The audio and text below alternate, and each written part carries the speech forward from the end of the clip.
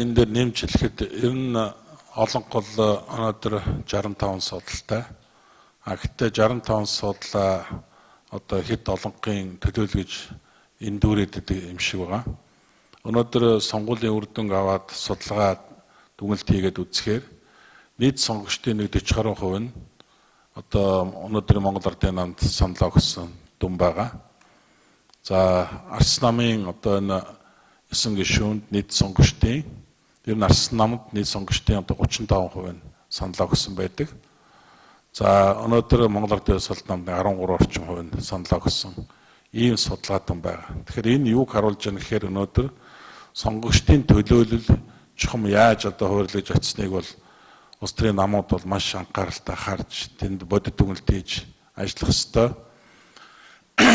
Тэрнээс одоо өнөөдөр байгаа асуудлынхаа тоонд ирдэж асуудалд хандах нь бол гомын асуудал юм аа гэдэг бол хэлэх ёстой. Өнөөдөр бол энэ сонгуулийн тогтолцоо за сонгуулийнхаа хуультай холбоотойгоор энэ одоо жижиг 76 мажоритарын тойргийн сонгуул бол одоо нэг савхаараа юм маш бага зөрүүгээр юм өндөр үзүүлэлтээр савдаг юм тогтолцоо.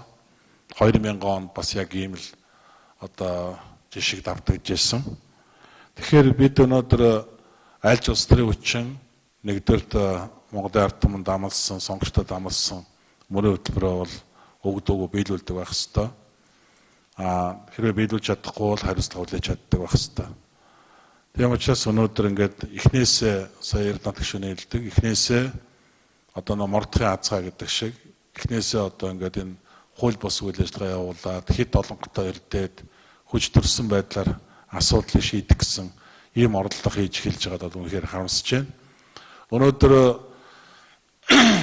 хууль дээдлэх мөрийн хөтөлбөрөөр хэрэгжүүлэх гэсэн зорилгоор биш өнөөдөр зөвхөн сандал суудал эрх мэдэл далмшаалыг хуваарлах явцсуудаар их ашигтай хөтлөгдөж асуудалд хандж байгаа нь бол одоо бидэнд илт байна. Өнөөдөр одоо засгийн газрын хуваарлтууд хийж дуусаад сайдын одоо сандал суудлыг үлдсэн хүмүүс нь байнга орооны дарга болж ирэхээр ийм одоо дараалал харагдаж байна. Ингээд өнөөдөр тийм ч учраас байнга ороодын даргаыг томилохгүй засгийн газрын бүтцийг томил дуусны дараа нөгөө лам олдохгүй буцагтаа зална гэдэг шиг одоо дараа нь одоо гомдох ёстой байнга ороодын дарга нар дээр одоо нөхөж тавих ийм бодлого барьж байна гэдэг нь бол угаасаа илт байна.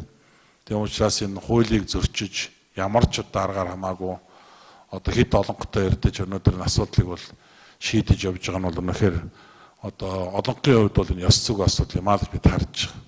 За ингээд бидний хувьд товч мэдээлэл юм байна. Ингээд сэтгүүлч та бүдгийн сонирхсан асуултанд хариулъя.